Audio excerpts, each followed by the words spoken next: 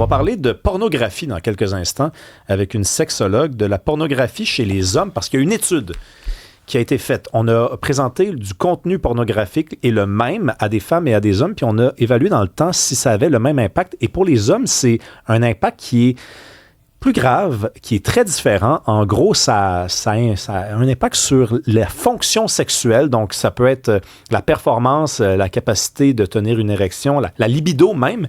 Et également, ça affecte aussi la vie sexuelle intime. Donc, quand on passe de la pornographie à la vraie sexualité qui se passe finalement avec des êtres humains, eh bien, il y a un impact qui est très différent chez les hommes. On dit même, selon cette étude-là, et selon d'autres études, soit dit en passant, que chez les femmes, ça peut avoir un impact positif, la pornographie. C'est un sujet tabou, Karima, la porno. Je te demandais durant la pause, d'après toi, pourquoi c'est tabou?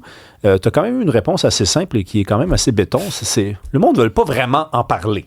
Je pense que c'est tout ce qui est en lien, mettons, avec la sexualité, c'est qu'est-ce que tu dis publiquement, puis qu'est-ce que tu gardes aussi pour ta vie privée. Puis je trouve ça très bien qu'on puisse encore garder un peu sa vie privée. Des fois, c'est pas juste une question de tabou, là, c'est une question qu'on a peut-être juste pas envie de parler de ça. Puis l'autre affaire sur la pornographie, c'est que, tu sais, c'est peut-être, tu vas poser la question, est-ce que tu consommes de la pornographie? Est-ce qu'il y a ça? Attends, là. Tu regardes les sites pornographiques, on s'entend-tu que c'est vraiment, les chiffres sont comme faramineux. Il y a une énorme consommation, puis là, tu vas parler aux gens, tu vas leur demander, puis toi, t'as consommé? Ben non. Donc, il y a vraiment ce décalage-là. Personnellement, je ne sais pas parce que je ne suis jamais allé là-dessus. Oui, c'est ça. C'est ça. Donc, non, mais il est là le problème, effectivement. Puis je pense que c'est un peu comme, mettons que tu as un problème dans ton couple. Tu es avec quelqu'un depuis 5, 6 ans, 7 ans, 8 ans, peu importe. Et tu as un problème. Mettons que le problème, c'est on ne fait plus l'amour. Et que tu as un ami qui, lui, est un peu dans la même situation que toi, dans la mesure où lui aussi est en couple depuis un certain moment et que tu lui dis, toi, comment ça se passe? C'est quoi les probabilités que la personne te dise la vérité? C'est un peu la même affaire avec la porno. Demandez à vos amis combien de fois tu en regardes la porno, fille comme gars. Je suis pas sûr, moi, qu'on vous donne les vraies réponses. C'est ça aussi, c'est qu'on ne sait pas de quoi on parle, en fait. Ouais. Et ces études-là sont importantes pour cette raison-là. On en parle donc avec Laurence Desjardins, qui est sexologue et qui est au bout du fil. Bonjour, Madame Desjardins. Bonjour à vous. Bonjour. On va parler des hommes, mais parlons juste des femmes pour commencer. Les femmes d'abord, là, parce qu'il y a des études qui démontreraient que les femmes, ça peut avoir un impact positif, la pornographie, dans leur vie sexuelle. Comment c'est possible? Comment c'est possible? Bien, quand on parle de pornographie, on parle souvent de pornographie avec un grand P, comme si c'était un monolithe. J'aimerais tout simplement mentionner que dans la pornographie, du contenu pornographique, il y a toutes sortes de contenus pornographiques. Et de plus en plus de réalisatrices, de talents, c'est-à-dire de comédiens, comédiennes, ou de plateformes proposent du contenu pornographique éthique ou encore pornographie féministe. Donc, c'est du contenu qui est par épaule ou qui ont en tête la gente féminine. Donc, on a des femmes qui vont consommer de la pornographie qui leur parle, qui les mettent en scène, qui vont mettre en scène des femmes de toutes formes, avec une diversité multiculturelle, une diversité morphologique, et qui va mettre en scène le corps de la femme et le plaisir féminin. Donc, ces femmes-là qui regardent ce contenu-là se découvrent et découvrent une possibilité de jouissance, une normalisation du plaisir, puis leur donne le droit de s'exprimer, leur donne des façons de s'exprimer. Donc, elles prennent tous ces outils-là, puis elles les amènent après ça dans leur vie, dans la réalité. Et là, enfin, elles ont le droit de s'exprimer, de demander, de mieux placer les mains de l'autre sur leur corps, voire même de, utiliser l'autostimulation, la masturbation pour se faire vivre du plaisir. Donc, on voit qu'il y a une forme d'éducation, mais aussi de normalisation puis de positivisme dans exprimer le désir et le plaisir. Mm-hmm. Mais en termes de consommation, puis sur l'aspect positif de cette pornographie pour les femmes comme telles, est-ce que ce type de pornographie, ça reste pas quand même marginal? Là? C'est-à-dire que ce qu'on va retrouver, ça va être quand même, c'est pas la norme, là, ce que vous décrivez nécessairement, là.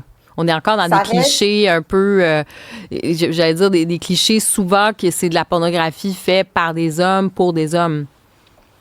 Alors, à ce moment-là, oui, vous parlez de pornographie commerciale. En général, la pornographie commerciale, elle est faite, c'est une industrie masculine, elle est faite avec les hommes en tête. Donc oui, en effet, malheureusement, les contenus où ce sont des réalisatrices, ou est-ce que c'est du contenu féministe ou même humaniste, ça reste encore marginal, c'est une minorité. C'est quand même, tu sais, la pornographie, l'industrie du sexe, c'est une industrie capitaliste, évidemment. Donc, on essaie toujours d'aller chercher les sous. Mais je pense que si de plus en plus de personnes s'intéressent à ces contenus, ben, on leur donne de l'argent, on leur donne du visionnement, puis donc on donne la possibilité aux gens de consommer un type de pornographie qui leur ressemble, qui leur parle, puis qui est beaucoup plus éthique peut-être. Parlons des hommes maintenant. Oui. Pourquoi ça serait différent dans l'impact? Donc, l'impact serait vraiment plus négatif. Ça a-tu rapport avec le nombre de visionnements? Ça a-tu rapport avec le fait que la plupart du temps, là, l'homme est comme dominant? Donc, il y a une performance qui est attendue et quand il arrive dans la vraie vie, les attentes sont plus élevées. Ses attentes à lui? Mm-hmm. Je voudrais pas hiérarchiser le degré de c'est plus ou c'est moins grave. L'impact de la consommation de pornographie, elle est différente chez les hommes et chez les femmes. Il n'y en a pas une qui est pire que l'autre. Par contre, ce qu'on peut voir, c'est que l'impact chez les hommes, elle est non seulement au niveau cognitif, mais elle est au niveau physique aussi. Donc, ce que vous parliez dans votre introduction, c'est un impact qui est au niveau physique, c'est-à-dire dans les troubles de l'érection et les troubles de l'orgasme. Donc, une personne qui est un homme qui consomme de la pornographie sur une base régulière, même excessive, et qui va aller chercher son plaisir de plus en plus exclusivement sur des contenus de plus en plus hard ou de plus en plus spécifiques. Mais c'est sûr que plus tu consommes du contenu qui est hard, plus tu consommes du contenu qui est exclusif, plus dans ta vraie vie, tu vas avoir de la difficulté à retrouver exactement les mêmes paramètres. Donc, ton niveau d'intérêt va diminuer, la libido. Ton niveau de satisfaction va diminuer, donc ta capacité à l'orgasme. Ton niveau d'attention va diminuer, donc ta capacité érectile. Donc ça, c'est le côté physique, le trouble de l'érection, le trouble de l'orgasme. Puis ça connecte aussi avec la cognition, c'est-à-dire au niveau de la libido, mais aussi au niveau de qu'est-ce que je cherche dans mon partenaire, comment je me vois, comment je dois me construire, comment je dois présenter. Ben, si on tombe dans des paramètres de masculinité toxique, là, mais oui, ça, c'est l'impact chez les hommes. Donc, on voit qu'il y a plusieurs impacts, puis il y en a des différents pour les femmes. Oui, je vois. Et Laurence Desjardins, vous êtes sexologue, on parle de la pornographie aujourd'hui. Juste revenir, je lisais une étude, on dit qu'en Espagne, par exemple, il y a 20% des adolescents qui ont accédé, par exemple, à des sites, à la pornographie avant l'âge de 10 ans. Donc, c'est vraiment très, très jeune. Et plus de 90% avant l'âge de 14 ans. Est-ce que l'entrée, là, si vous voulez, l'âge de l'entrée à l'accès à ces contenus pornographiques a un impact, disons, là, c'est l'âge qui fait que ça va avoir un plus grand impact sur, par exemple, la libido, sur le fait peut-être d'avoir même des problèmes érectiles plus tard? Vous avez mis le doigt sur l'enjeu principal. L'enjeu principal n'est pas tant la pornographie. Le contenu pornographie, c'est-à-dire la pornographie commerciale, les contenus pornographiques, ça, c'est une chose. Si c'est consommé par des adultes, c'est vraiment une autre chose. Un des enjeux principaux, c'est l'accès à la pornographie. Là, vous avez donné un exemple d'études espagnoles, mais chez nous, le Québec, nos jeunes Québécois, Québécoises, si on regarde de la génération actuelle, qui ont tous des téléphones, mais c'est tellement rendu facile tomber sur du contenu pornographique, y avoir accès que nos jeunes, ben, ils vont malheureusement consommer du contenu pornographique beaucoup plus jeune que jamais. Et plus tu es jeune, plus ces vidéos ont un impact où ils vont carrément reconnecter, se créer des façons d'être, des façons de faire par rapport aux autres, par rapport à eux en tant qu'hommes, par rapport aux autres dans des relations, les relations amoureuses, les relations sexuelles. Donc, l'impact au niveau relationnel, elle est très grande, mais au niveau des attentes, elle est très grande, puis au niveau de socialisation, elle est très grande.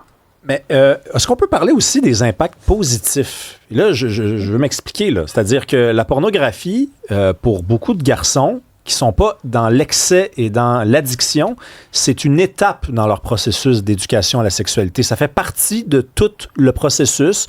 Ils apprennent pas forcément tout là-dessus, mais ça fait partie. Est-ce qu'on peut parler de ça aussi? Il y a par exemple, il y a la possibilité de découvrir, ça a l'air niaiseux, là, mais des positions, par exemple, grâce à la pornographie. Découvrir certaines ambiances, certaines tonalités, dans le respect de l'autre, là. Je parle de ceux qui ont de l'ordre dans la tête, là. Rémi, absolument. Je pense que dans l'éveil à la sexualité, là, dans le développement psychosocial de tous les êtres humains, l'éveil à la sexualité qui se fait avec le début de la puberté, c'est la curiosité face à la sexualité. Donc, que tu sois en 2026 ou que tu sois en 1902, tu deviens curieux de la sexualité. En 1902, ben, tu allais voir les filles de joie. En 1950, tu allais voir le magazine, ou peut-être que tu étais curieux d'écouter les histoires. En 1960, tu achetais le magazine. Quand il y a eu le VHS, tu voulais trouver la cassette de ton père, de ton frère, de ton cousin. Il y a toujours eu cette curiosité. On s'est toujours tourné vers la nudité, la sexualité humaine parce que ça nous intéresse, parce que là, on est curieux, parce qu'on veut vivre ça. Donc, la pornographie, elle fait partie de l'éveil à la sexualité. On va devenir curieux. Puis évidemment, ben, pour certains garçons, c'est le premier contact à qu'est-ce que le sexe. Et donc, ça peut être positif à ce niveau-là parce que si à un certain niveau de développement, on le découvre, ben, ça nous donne un peu la curiosité de rentrer en contact avec l'autre. Donc, c'est pas nécessairement problématique de consommer la pornographie. Même en tant qu'adulte, consommer un peu de pornographie, ça peut être le partager avec le ou la partenaire, ça peut être comme accessoire pour la stimulation. Tu sais, techniquement, il y a quelque chose, cette industrie-là, elle est populaire, elle est riche parce que, ben, ça nous intrigue, ça nous rend curieux, ça nous apporte quelque chose. Mm-hmm.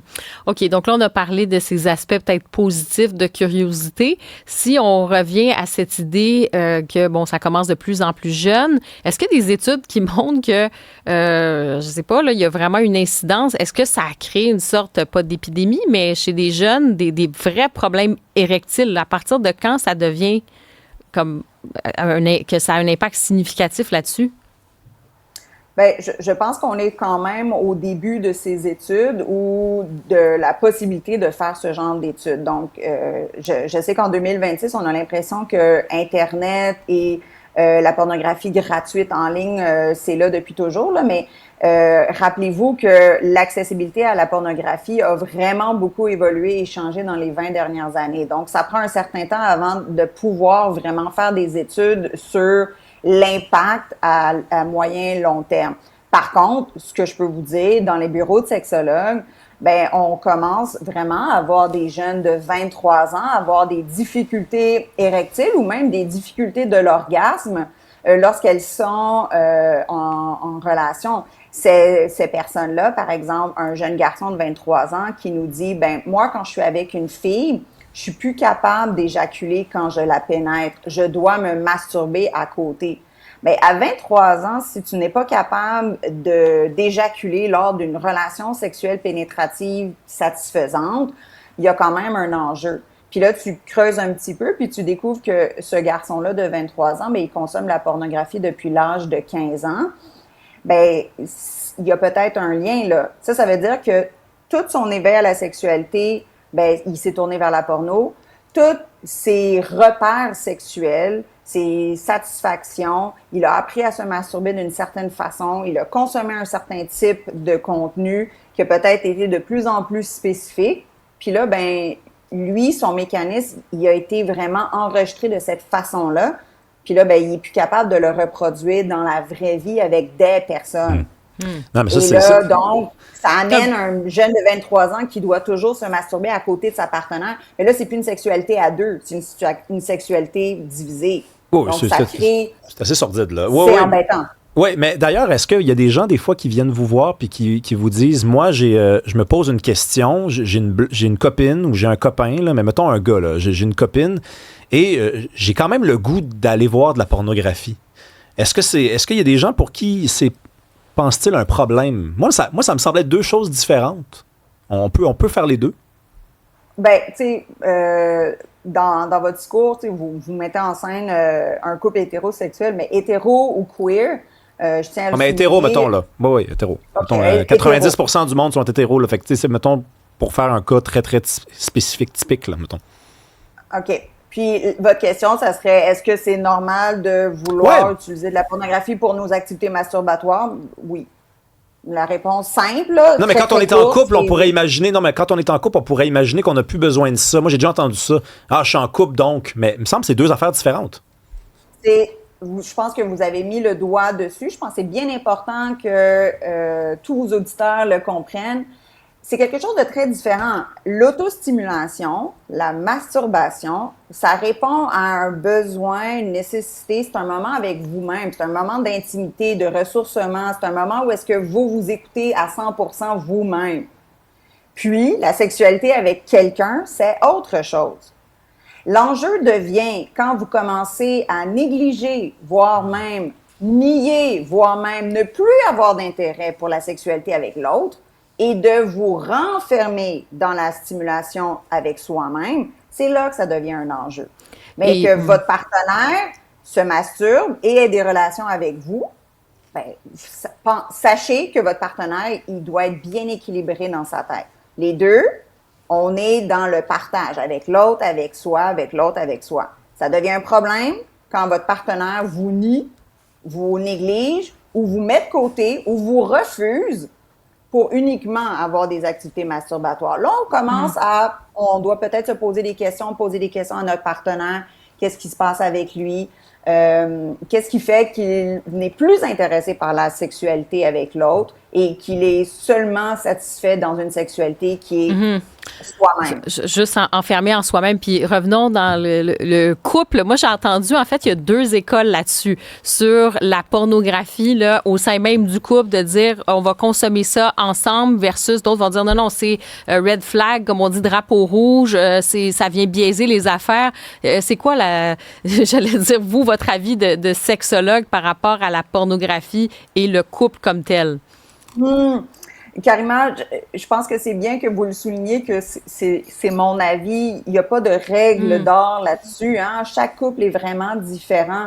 Si pour vous, dans votre couple, ça amène quelque chose, que les deux sont consentants, consomment une pornographie qui allume les deux ou qui allume un ou l'autre, et que les deux vont retrouver quelque chose d'agréable, de stimulant, de satisfaisant, qui suis-je pour juger ce couple-là? Puis si pour vous, ça vous met mal à l'aise de regarder de la pornographie avec l'autre, qui suis-je pour vous dire que vous faites pas la bonne affaire? Donc, il n'y a pas de règle d'or. Et on ne devrait pas imposer des drapeaux rouges, des red flags dans le couple des autres sans savoir qu'est-ce qui se passe dans ce couple-là. Puis, si ce couple-là, il est heureux, leur sexualité ne nous concerne pas.